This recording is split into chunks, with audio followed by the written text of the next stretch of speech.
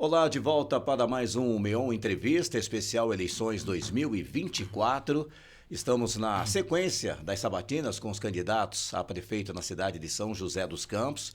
A gente colocou ali um tempo estimado de 30 minutos, né, para ficar assim bom para todo mundo, né, para a gente conversar. E a sequência das entrevistas, essa ordem de entrevistas, ela foi definida juntamente com as assessorias dos candidatos. E hoje chegamos à terceira entrevista comigo aqui no estúdio do Meon, Dr. Elton, candidato a prefeito pelo União Brasil. Tudo bem, doutor? Seja bem-vindo mais uma vez. Muito obrigado, Reinaldo. Obrigado a todo o Grupo Meon e a todos aqueles que nos assistem aí pelo canal. Prazer recebê-lo mais uma vez. Doutor, como é que está a campanha? A campanha eleitoral, campanha de rua, campanha de televisão, toda a mídia. Está uma campanha proporcional ou desproporcional? Como é que o candidato avalia a campanha nesse momento? Primeiramente, eu estou muito feliz de ver como as pessoas estão aceitando, né, tudo aquilo que estamos apresentando. Nós recebemos da população um carinho muito grande, até porque eu uni forças com a Dulce Rita, que é a vereadora mais votada da nossa cidade nas duas últimas eleições. E eu pude também ter a oportunidade de atender tantas pessoas. Então, são sementes que foram plantadas e eu quero dizer que, por causa disso, eu acho que as pessoas têm nos recebido de uma maneira muito calorosa, têm entrado no projeto, está acreditando na campanha e nós estamos crescendo, né? As pesquisas estão mostrando que estamos crescendo e queremos agora estar lá no segundo turno para lutar mesmo por uma nova realidade de São José dos Campos. A última pesquisa, aproveitando que você já puxou o assunto, que a TV Vanguarda publicou, né? Te coloca em quarto lugar com 11%, podendo chegar a 14%, enfim, mas uma rejeição baixa, com 8%. Como é que você trabalha com esses números para atingir o objetivo de ir para o segundo turno? A entrada da televisão também, ela nos ajuda bastante, porque as pessoas acabam tendo o recall, né, do prefeito atual e do prefeito anterior. Mas, em virtude do aparecimento agora no meio das mídias, essa pesquisa já está um pouco defasada, estão acontecendo outras pesquisas e elas têm demonstrado um crescimento, enquanto os dois, com uma taxa alta de conhecimento, não têm conseguido alavancar ou aumentar muito na estatística. E eu não tenho um teto, tenho uma baixa, talvez uma baixa rejeição, mas ao mesmo tempo eu tenho também uma baixa taxa de conhecimento. Então a televisão tem impulsionado também o aparecimento nas mídias como do Meon, como da Band, isso tem impulsionado também a nossa campanha. A gente sabe que ainda vai ter mais um debate, né? Que as pessoas dizem, o debate final ali da TV Vanguarda, a gente reconhece o peso que a emissora tem, Sim. Mas você já participou de um debate na Band, que teve uma exposição muito grande. Que avaliação você faz daquele momento, que não foram todos os candidatos, mas o que você pôde levar para a população e extrair de bom para a sua campanha? Acima de tudo, dali saiu, a princípio, quem eu sou, sempre muito voltado a pensar na população, a ver as demandas e dores do nosso povo. Foi um momento inicial para o aprendizado, inclusive, sobre como acontece todo um debate, mas saiba que, acima de tudo, tenho o meu compromisso com a população em trazer uma nova realidade, em buscar assistir, principalmente aqueles que não estão sendo assistidos pelo poder público. A nossa cidade ela é boa, mas existem muitas fragilidades e problemas que precisam ter um olhar mais preciso da gestão pública. Bom, você foi vereador por 2 mandatos, Exatamente. Né? Eleito deputado estadual, está no mandato, né, de deputado estadual. Sim. E agora candidato a prefeito. São campanhas diferentes. Plenamente Como é que você diferentes. está sentindo a campanha nesse momento em São José? Porque as demandas são outras. Exatamente. Quando saio como vereador ou como deputado, a campanha basicamente é feita por mim, mas eu não tenho outras pessoas que estão embaixo de mim, da qual eu preciso trazer também apoio. Quando montamos uma chapa, isso é extremamente pesado. A minha chapa hoje são 4 partidos com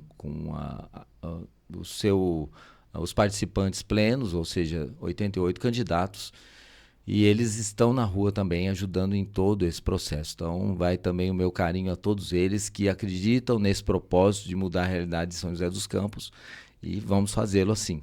Agora, andando pelas ruas e sentindo o que a população precisa, qual que é o top 1 ali, o primeiro ponto principal que você precisa trabalhar em São José e como fazer?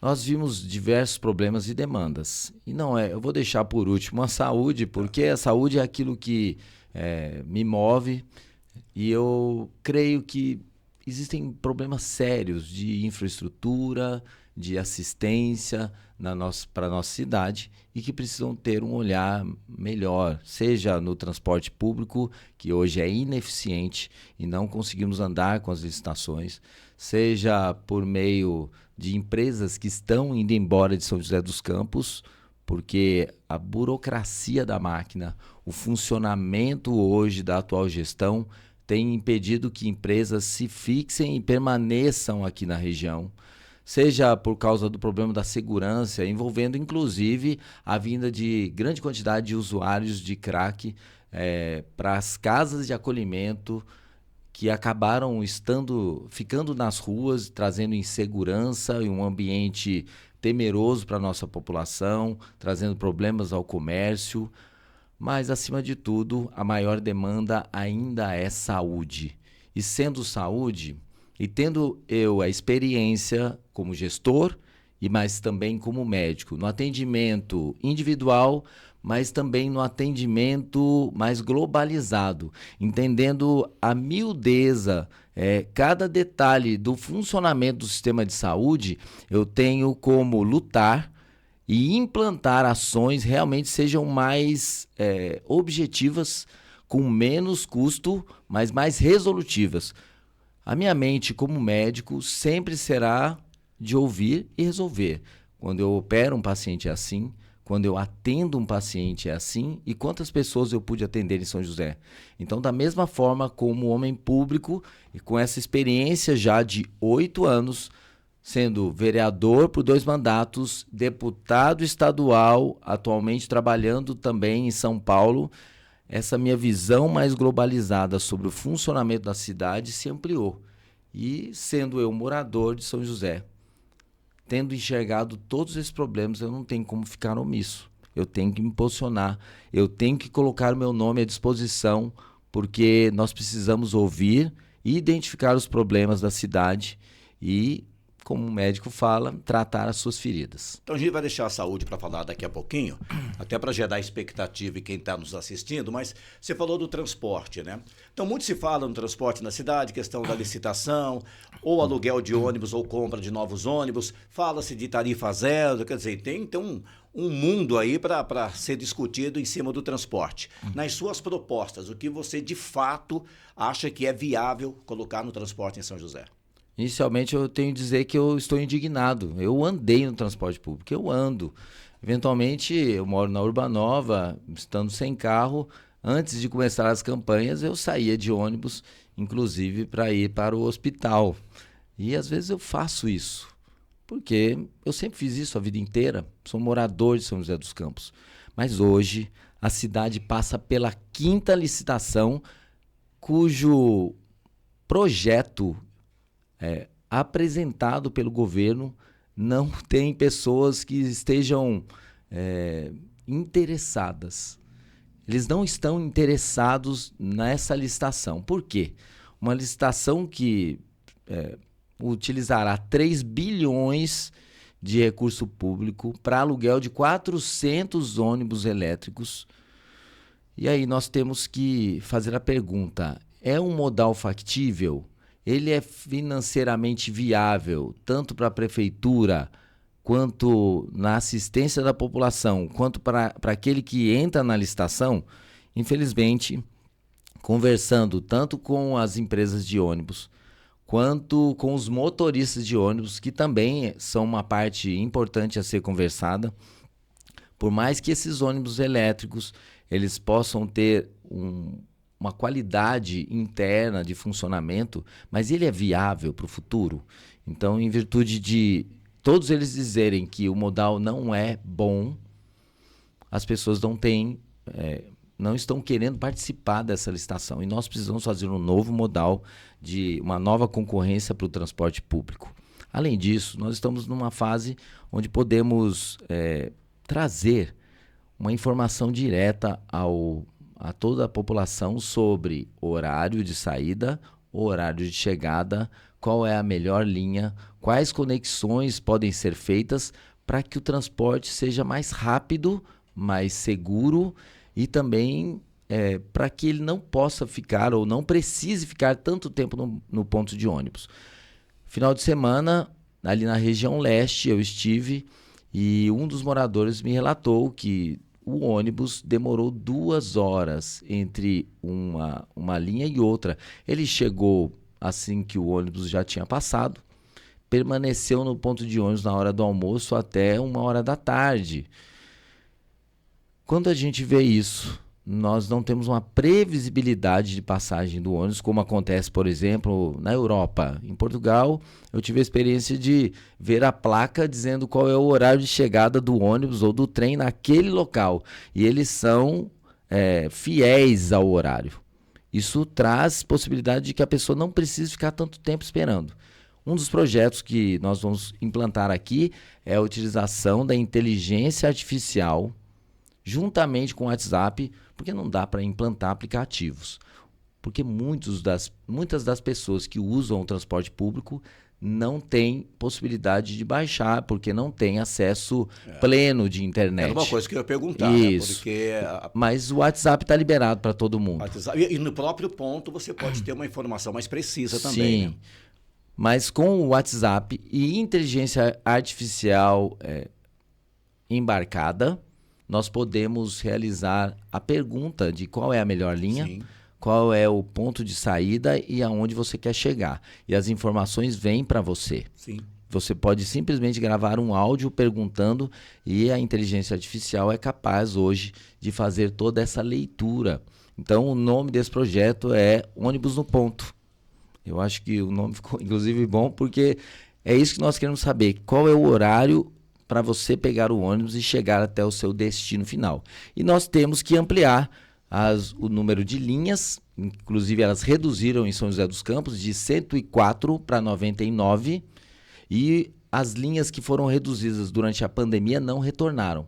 Recentemente foi aportado 241 milhões para as empresas de ônibus, sem modificação nenhuma daquilo que está sendo prestado para a nossa população. Então, precisamos realmente pacificar um novo projeto. E falando em tarifa zero, eu não poderia deixar de que um dos projetos que eu vou implantar em São José dos Campos, e inclusive isso está acontecendo em muitos locais do país, é o projeto para instalar tarifa zero no final de semana. O que a população ganha com isso? A liberalidade da utilização do ônibus no final de semana faz com que as pessoas saiam de casa. Uma família com 5 pessoas, ela gasta R$50 para ir e voltar com a sua família. Ela tem a condição, então, de ir até o centro, gastar esse dinheiro no comércio e isso movimenta a economia do centro da cidade. Não adianta apenas fazer asfalto. Nós passamos por uma gestão que adora fazer asfalto. Faz asfalto até onde já foi feito asfalto, como na Ponte Estaiada, que tem menos de 5 anos de implantação e já foi reasfaltado o ano passado. Você fez um estudo sobre essa tarifa zero? É possível, é viável para a prefeitura bancar isso? É possível, mas não com esse projeto de um ônibus elétrico, que é um custo extremamente alto e que vai impactar não só a prefeitura, mas também aquele que entra na licitação. Nós temos projetos muito bons que podem ser amplamente estabelecidos no transporte com redução de poluentes, como, por exemplo, tem uma parte da frota que tem a tecnologia Euro 6. Isso tem que ser obrigatório para todos. Podemos utilizar uma parte do modal elétrico, mas inteiro elétrico. Nós nem matriz elétrica temos na cidade para suportar esse tipo de suporte. Você falou sobre acabar com a burocracia, principalmente abrir empresas e gerar oportunidades, né? O que você pensa sobre isso, até para os jovens que estão nos acompanhando agora, lá na frente, pensar, poxa, eu posso continuar vivendo em São José dos Campos, tendo negócio aqui e trabalhando na cidade? Hoje a burocracia da prefeitura impede que muitas empresas venham para cá e se fixem. Muitas empresas estão com problema para a instalação aqui. Algumas, inclusive, recebem uma grande quantidade de multas. o exemplo aí maior da nossa cidade, da empresa que ajudou a construir quem São José que é a Embraer. E ela hoje, ela já saiu parte dela para 2 outras cidades, uma delas, Taubaté, para a implantação do carro voador. E ela está recebendo uma multa de uma dívida que é em torno de 90 milhões, e a multa hoje passa dos 300 milhões. Uma empresa que recebe uma multa como essa, ela realmente vai avaliar se a fixação e permanência dela na cidade está sendo boa. É lógico que uma centralidade dela acontece em São José dos Campos. Do que é? Multa provavelmente relacionada a IPTU e outras dívidas com o município. Isso. Alguma coisa nesse sentido. Mas haveria a possibilidade de sentar e pacificar isso com a empresa. Porque há a manutenção dos empregos e da renda. Mas quando existe uma vontade desesperada de arrecadar, me levanta também o olhar para como estão as finanças do nosso município. E se formos levantar esses dados, recentemente eu posso passar até o que eu fiz levantamento, eu acho que anteontem, né, sobre o levantamento dos recursos. Você chegou, acho que, a publicar isso no seu horário eleitoral na televisão. Sim, eu fazendo falei. Questionamento do que a atual gestão está publicando. E por que eu fiz esse questionamento? Porque nós temos a previsibilidade de gastos, temos também aquilo que já foi gasto e temos aquilo que foi arrecadado. O início do ano é o momento onde nós mais arrecadamos. Mas há uns 3 dias atrás, a receita total do município, arrecadada até o dia, há 3 dias, era de 2 bilhões 810 milhões. Mais as despesas totais, que são as empenhadas e as já gastas, em 3.530, ou seja, um déficit de 800. É a mesma coisa de eu falar que eu vou continuar gastando muito com o meu cartão de crédito, mas sem ter ainda a previsibilidade de que o ganho acontecerá. Então, se esse recurso não entrar, nós plenamente, alcançando os níveis de 4,6 bilhões, que é o esperado para São José dos Campos, nós podemos sair de 2024 com um déficit orçamentário. Isso te preocupa no caso de ser eleito prefeito da cidade? Me preocupa também porque muitas das ações de projetos de infraestrutura dessa cidade e também pagamentos prometidos, mas não efetuados ao Instituto, são feitos por meio de empréstimos. Isso quer dizer que a dívida da atual gestão está sendo impulsionada para 200 meses. Ou seja, vai ter um impacto nas 4 próximas gestões. É muito fácil fazer gestão fazendo dívida para o outro pagar. E isso vai impactar, porque isso pode determinar uma redução do desenvolvimento e crescimento da cidade. Ele vai... deixa uma dívida como essa para que o próximo prefeito, não o próximo, mas os próximos 4 prefeitos tenham que pagar. Então, e obras? Esses outros também não poderão fazer obras, não poderão trazer assistência. E eu vejo que essa assistência não acontece para muitas pessoas que estão aguardando há 35 anos, como Majestic, que busca a regularização fundiária, mas não chega até eles. Né? Isso traz dignidade à população e a minha preocupação também é essa. Nós precisamos ajudar para que todos tenham ajuda do poder público para o desenvolvimento da cidade como um todo. Quando eu ajudo o Majestic, quando eu ajudo também populações lá da região norte, na qual um dos candidatos disse que não tem as pretensões de haver investimento importante em regularização na região norte. Quando trazemos políticas públicas e recursos para lá, traz um impacto também no desenvolvimento do centro e dos outros bairros. Você recentemente esteve no Majestic, né? Você acabou de falar. Hoje pela manhã. E existe, assim, 2 São José dos Campos, né? Porque tem uma São José dos Campos, que a gente vê que é a cidade inteligente, tecnologia, muitos investimentos, e tem uma São José dos Campos ao redor, né? Desse grande município. O que dá para falar sobre essas suas caminhadas, o que você está vendo fora desse grande centro que é São José dos Campos? Eu queria, antes de tudo, dizer que se você quiser saber um pouco também sobre Majestic, dá uma passada na minha rede social, Dr. Elton Jr. Entra lá, você vai ver a minha ida hoje pela manhã. Nós estivemos falando com a população e é muito triste de ver que muitas pessoas aguardam mesmo a regularização. Elas têm atendimento parcial. E enquanto estive, estando inclusive ali na Lesp, estando trabalhando também ao lado do governo do estado na tramitação do projeto da Sabesp, houve uma mudança do projeto dizendo que a água e esgoto ela precisa chegar a toda a população até 2029. Mas para que isso aconteça, precisa haver o querer do município. Isso não aconteceu nos últimos anos. E não é nos últimos 4, não é nos últimos 8, é nos últimos 12 anos. Nos últimos 12 anos foram regularizados apenas 6 mil imóveis. Mas nós temos...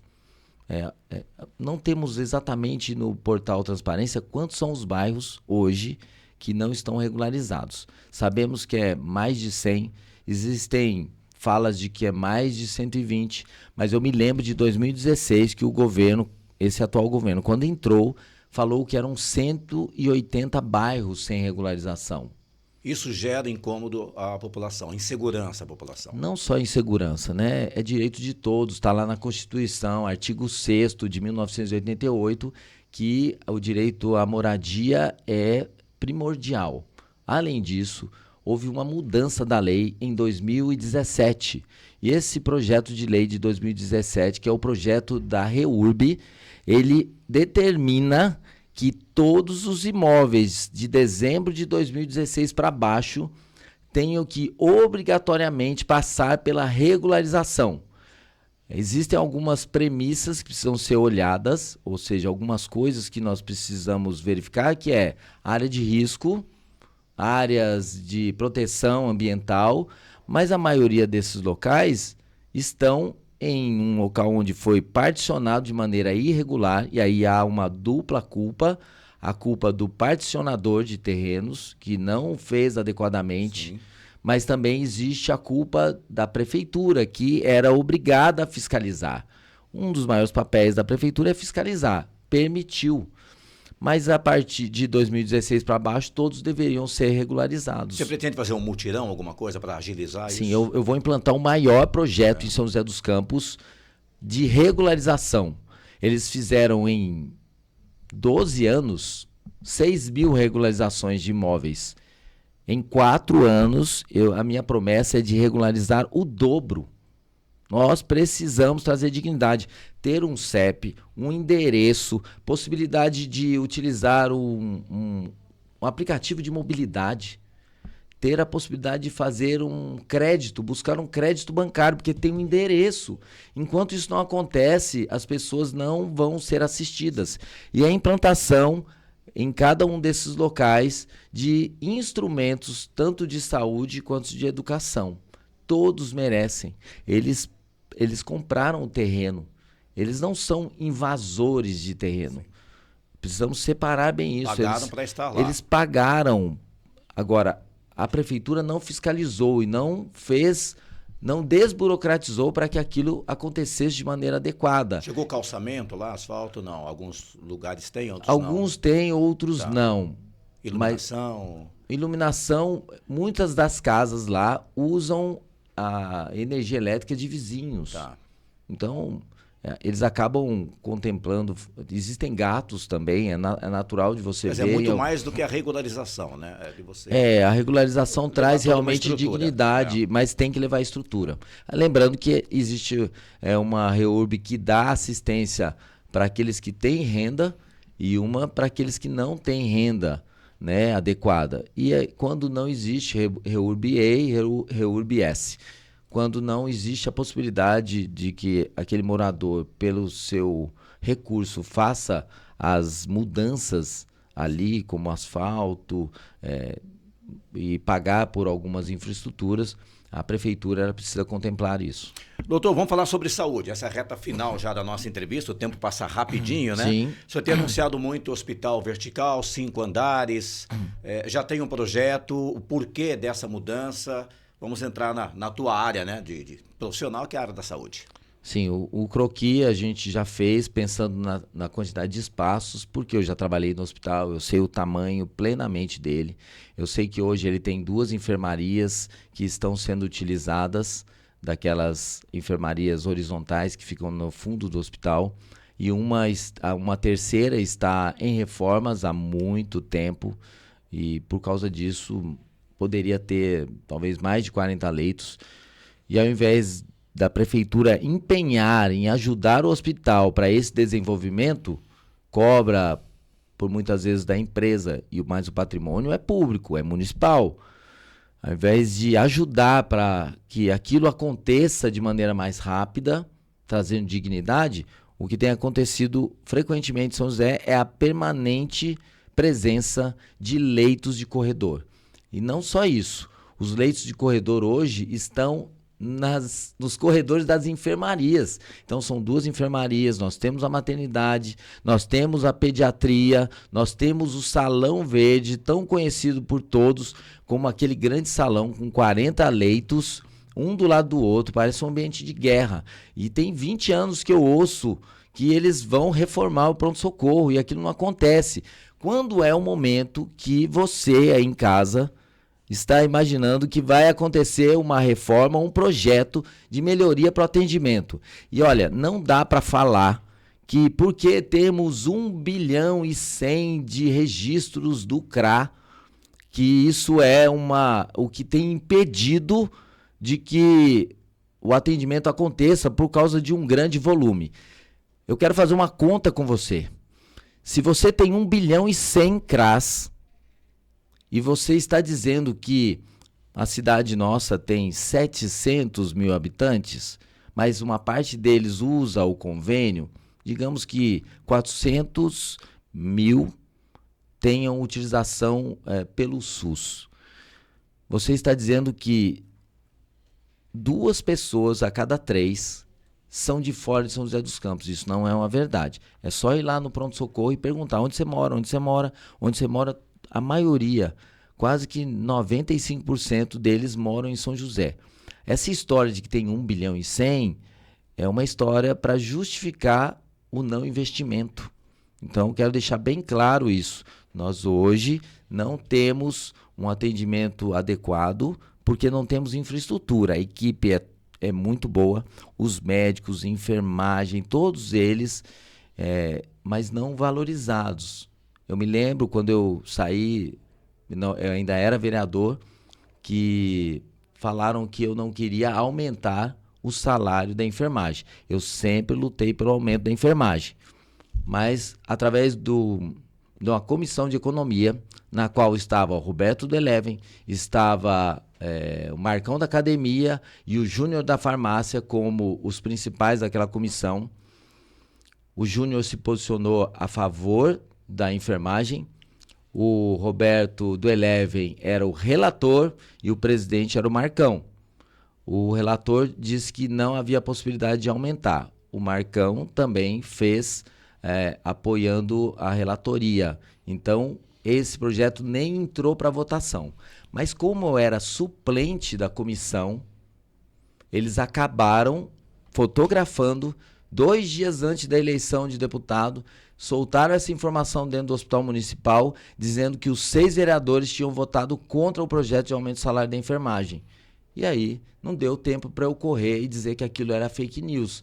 E essa história rola até hoje aqui. Então, queria deixar bem claro que na política eles fazem um jogo sujo e você precisa ficar atento sobre aquilo que é informação real apresentada.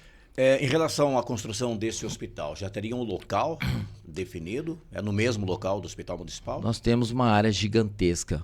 Na verdade, hoje, se pudéssemos dar uma olhada, inclusive no espaço da Urban, toda essa área gigantesca é mal utilizada porque o hospital só tem o térreo. Mas nós podíamos fazer um hospital vertical. Por quê? Porque isso aumenta a velocidade e tempo é vida. Eu não posso dar um atendimento, correr 300 metros, 400 metros de uma ponta a outra do hospital para levar exames, buscar mantimentos, buscar medicações, levar paciente para a realização dos exames. Isso demanda tempo e aumenta risco. E muitos desses corredores hoje estão repletos aí de pacientes aguardando atendimento.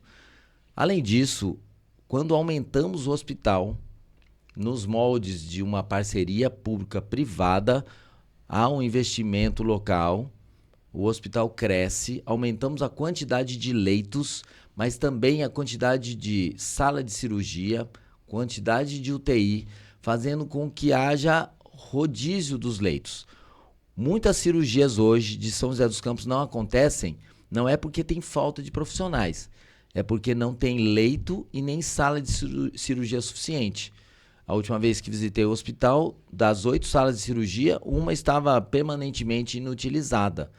Além disso, precisa recurso para colocar dentro, para implantar, colocando instrumentos ou colocando os equipamentos críticos que a gente fala, que são os equipamentos necessários, que são mais caros do que o prédio. Nós já temos muitos desses equipamentos no Hospital Municipal. Nós não temos o predial, a infraestrutura. É lógico que vai ter investimento em equipamentos também. E tudo isso vai acontecer. E o prédio não sai da noite para o dia. Não, mas é um projeto. É um projeto. Mas isso é o jeito de pensar saúde para longo prazo. É verdade. Bom, a gente está aqui já caminhando para o nosso final. Gostaria de agradecer muito a tua presença, doutor Elton. E quem quiser conhecer mais o teu projeto, o teu plano de governo, o teu trabalho, como acessar? Bom, só entrar lá no Dr. Elton Jr. E, Reinaldo, assim, diante de tudo isso e sabendo que a demanda de saúde é a prioritária, eu queria pelo menos citar todos os projetos que nós paramos para ouvir. Nós paramos para ouvir 5.400 pessoas em 130 reuniões. Fizemos um plano de governo exatamente ouvindo a população.